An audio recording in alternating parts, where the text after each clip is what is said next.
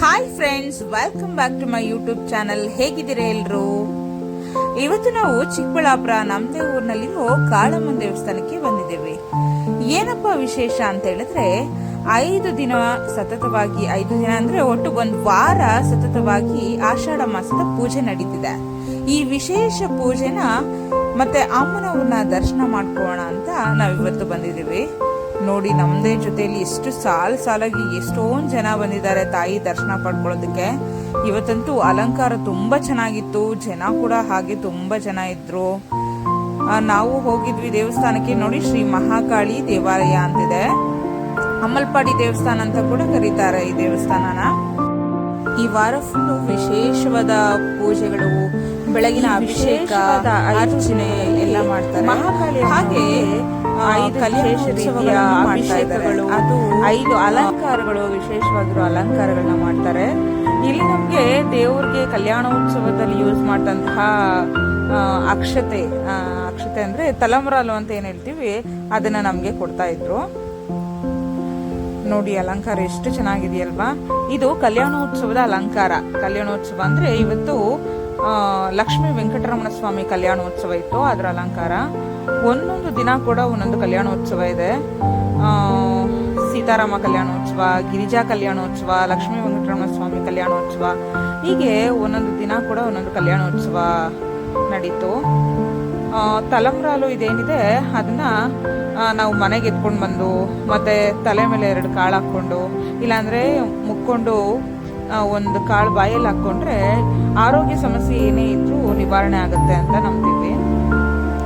ಮತ್ತೆ ಹೀಗೆ ಬರ್ತಾ ನೋಡಿ, ನಾವು ದೇವಸ್ಥಾನದ ಹಿಂದೆ ಪ್ಲೇಸ್ ಏನಿದೆ ಅಲ್ಲಿಗೆ ಬಂದ್ವಿ. ಇಲ್ಲಿ ಅಶ್ವತ್ಥಕಟ್ಟೆ ಇದೆ. ಅಶ್ವತ್ಥಕಟ್ಟೆ ಮೇಲೆ ನೋಡಿ ಆನೆಗಳಿದೆ, 2 ಆನೆ, ಮತ್ತೆ ನಾಗರಕಲ್ಲಿದೆ. ಮಧ್ಯ ಗಣೇಶನ ದೇವಸ್ಥಾನ ಇದೆ ಪುಟ್ಟದಾಗಿ. ಅದಾದ್ಮೇಲೆ ಅಲ್ಲಿ ಕಾಣ್ತಾ ಇರೋದು ಆಂಜನೇಯ ಸ್ವಾಮಿ ದೇವಸ್ಥಾನ, ಚಿಕ್ಕ ಗುಡಿ ತರ ಕಟ್ಟಿದ್ದಾರೆ. ಆಮೇಲೆ ಹೀಗೆ ಹಿಂದೆ ಆರಿಸಿ ಹೋದ್ರೆ ಅಲ್ಲಿ ಬೇವಿನ ಮರ ಮತ್ತೆ ಅರಳಿ ಮರ ಅದಿದೆ. ಬೇವಿನ ಮರದ ಕೆಳಗಡೆ ಈ ತರ ನಾಗರಕಲ್ಲು ಪ್ರತಿಷ್ಠಾಪನೆ ಮಾಡಿಸಿದ್ದಾರೆ. ಅರ್ಕೆ ಕಟ್ಕೊಂಡಿರ್ತಾರಲ್ವಾ. ನೋಡಿ ಫ್ರೆಂಡ್ಸ್, ಅಮ್ಮನವ್ರಿಗೆ ಎಷ್ಟು ಚೆನ್ನಾಗಿ ಅಲಂಕಾರ ಮಾಡಿದ್ದಾರೆ. ವೆಂಕಟರಮಣ ಸ್ವಾಮಿ ಅಲಂಕಾರ ಮಾಡಿದ್ದಾರೆ.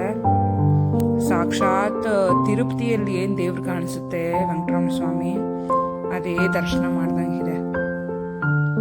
ಹೂವಿನ ಅಲಂಕಾರ ಕೂಡ ತುಂಬಾ ಚೆನ್ನಾಗಿತ್ತು. ವಾದ್ಯಗೋಷ್ಠಿಗಳನ್ನ ಕೂಡ ಅರೇಂಜ್ ಮಾಡಿದ್ರು. ನಾವು ಪ್ರಸಾದ ತಗೊಂಡು ಮತ್ತೆ ನಾವು ಬಾಬಾಯಿ ಜಲ್ದಿಗೆ ಹೋದ್ವಿ. ಬಾಬಾಯಿ ಜಲ್ದಿ ನಡೀತಿತ್ತು, ಲಾಸ್ಟ್ ದಿನ ಇತ್ತು ಇವತ್ತು. ಹೋಗ್ಬಿಟ್ಟು ಇಲ್ಲಿ ಉಪ್ಪು ಮತ್ತೆ ಮೆಣಸು ಅಲ್ಲಿ ಹಾಕಿದ್ರೆ, ಬೆಂಕಿಗೆ ಹಾಕಿದ್ರೆ ತುಂಬ ಒಳ್ಳೇದು, ಅನ್ಕೊಂಡಿದ್ದೆಲ್ಲ ಆಗತ್ತೆ ಅಂತ ಹೇಳ್ತಾರೆ. ಹಾಗೆ ನೋಡಿ, ಒಳಗಡೆ ಬಂದು ಬಾಬಾಯಿನ ನೋಡಿಕೊಂಡು ತುಂಬ ಚೆನ್ನಾಗಿ ಮಾಡಿದ್ರು ಅಲಂಕಾರ. ಇಲ್ಲೂ ಕೂಡ ಎಷ್ಟೋ ಜನ ಎಲ್ಲ ಬಂದು ನಮಸ್ಕಾರ ಹಾಕ್ಕೊಂಡು ಮತ್ತೆ ಬುರುಗು, ಕಡಲೆಪಪ್ಪು ಎಲ್ಲ ಓದಿಸ್ಕೊಂಡು ಹೋಗ್ತಾ ಇದ್ರು. ನಾವು ಕೂಡ ನಮಸ್ಕಾರ ಹಾಕ್ಕೊಂಡು ಬಂದ್ವಿ. ನೋಡಿ ಹೇಗಿದೆ ನಮ್ಮ ಜನ. ಹಿಂದೂಸು ಎಷ್ಟೊಂದು ಜನ ಅಲ್ಲಿದ್ದರು, ಮುಸ್ಲಿಮ್ಸು ಎಷ್ಟೊಂದು ಜನ ಅಲ್ಲಿದ್ದರು. ನೋಡಿ, ಅದು ರಾಶಿ ಇರೋದೆಲ್ಲ ಎಲ್ಲರೂ ಹಾಕಿರುವಂತಹ ಉಪ್ಪುನೂ ಮೆಣಸೋದು. ಏನಾದರೂ ಅರ್ಕೆ ಹೊತ್ಕೊಂಡು ಹಾಕಿದ್ರೆ ಆಗುತ್ತೆ ಅಂತ ನಂಬಿಕೆ. ಸೊ ಇದಿಷ್ಟು ಇವತ್ತಿನ ವ್ಲಾಗ್. ಫ್ರೆಂಡ್ಸ್, ಹೇಗನ್ನಿಸ್ತು? ಇಷ್ಟ ಆಗಿದ್ರೆ ಲೈಕ್ ಮಾಡಿ, ಶೇರ್ ಮಾಡಿ, ಸಬ್ಸ್ಕ್ರೈಬ್ ಆಗೋದನ್ನು ಮಾತ್ರ ಮರಿಬೇಡಿ. ಓಕೆನಾ?